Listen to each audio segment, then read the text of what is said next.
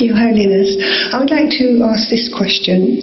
Do you think it's essential to Islam that animals should be slaughtered by the halal method, or do you think it's just arisen from the conditions of the Middle East when there was no refrigeration?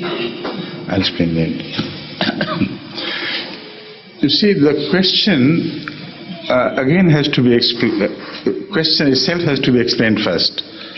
I'm going to do it for you.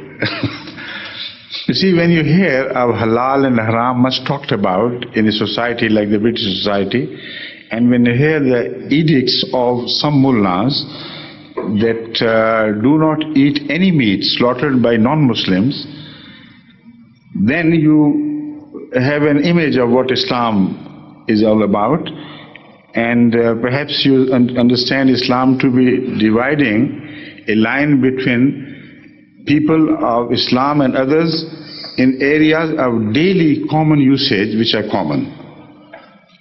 Now, this is not the correct understanding of Islam. Islam clearly lays down those things which are forbidden for human consumption. And among those things which are counted in the Quran are the flesh of swine, those animals which died a natural death, those who died out of an accident, those who were strangled to death, and all such animals who were slaughtered with the name of anyone else animal other than Allah. So if they were slaughtered to the altar of some imaginary gods, then that flesh becomes positively haram for Muslims.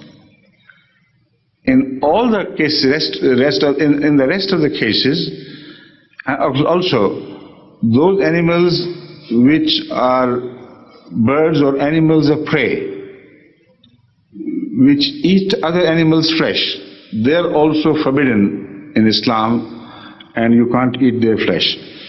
Apart from that, the Holy Quran says the food of the Jews and the Christians alike, Al-Kitab, is halal for you. I don't know why the mullahs shut their eyes to this verse, because the way they understand the Quran, this verse has nothing to do in the Quran. Why should it be there? It's a very broad-minded teaching. It says of all Ahl Kitab. And this again is a very interesting point raised by the Quran, because Ahl Kitab are generally confined to the followers of Moses and Jesus Christ, and those who stood in between.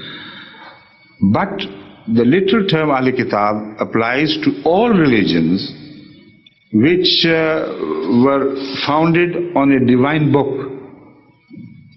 So as such, I believe that the Hindus who do not indulge in idolatry, they should also be treated as Ahl Kitab, because they are founded on the book of Krishna, whom we understand to be a law-bearing prophet.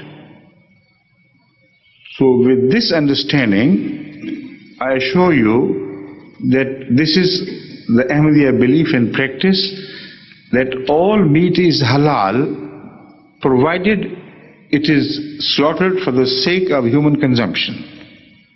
It is slaughtered in a manner whereby blood is let, because blood is haram, not the flesh. If it is not strangulated, if it is not beaten to death, then that flesh of the animal, which animal in itself is not forbidden, that can be eaten without any shadow of doubt.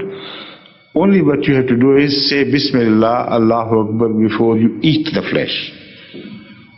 Now this is not only my interpretation of the Quran, this is proved to be the practice, the sunnah of Hazrat Muhammad Rasulullah sallallahu alaihi wasallam himself, because we read in Bukhari, no other book than Bukhari, it is the most authentic book of traditions, that Hazrat Rasulullah sallam told some others who were doubtful about the quality of meat which they received from the Bedouins around, whether it was properly slaughtered or not, or whether it was slaughtered by Muslims or others, Muhammad ﷺ said, no, don't indulge in doubts and speculations.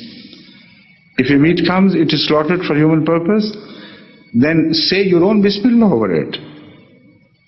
And Bismillah, Allahu Akbar doesn't cost anybody anything. It just means in the name of Allah, and Allah is the greatest. So this is the true nature of Islamic injunction regarding the foods.